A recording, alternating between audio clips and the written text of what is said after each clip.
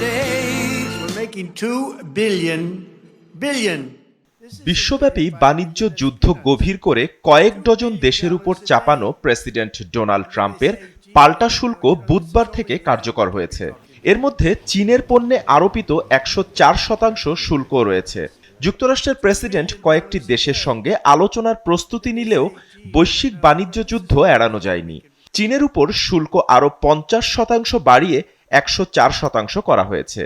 বুধবার থেকেই এ সিদ্ধান্ত কার্যকর হয়েছে। এর আগে সোমবার চীনের প্রতি সতর্কতা উচ্চারণ করে মার্কিন প্রেসিডেন্ট ডোনাল্ড ট্রাম্প বলেছিলেন, চীন যদি আমেরিকান পণ্যের উপর নতুন করে আরোপ করা 34% শুল্ক প্রত্যাহার না করে তাহলে তাদের উপর আরও শুল্ক চাপানো হবে। China is reducing its currency. Did you see that? Big.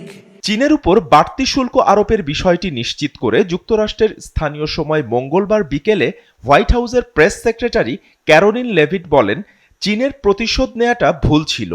Look, I just spoke to the president about this and he believes that China wants to make a deal with the United States. He believes China has to make a deal. America আক্রান্ত হলে president আরও দৃঢ় পদক্ষেপ নেন।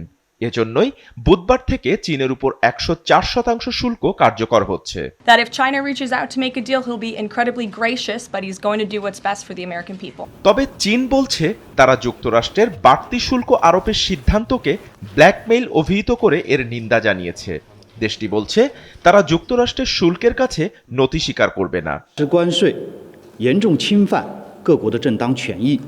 চীনের বাণিজ্য মন্ত্রণালয় বলছে, চীনের বিরুদ্ধে শুল্ক বাড়ানোর মার্কিন হুমকি ভুলের উপরে আরেকটি ভুল।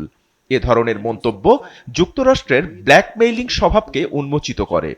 যুক্তরাষ্ট্র যদি এই সিদ্ধান্তে অটুট থাকে তাহলে চীন শেষ পর্যন্ত লড়াই করবে।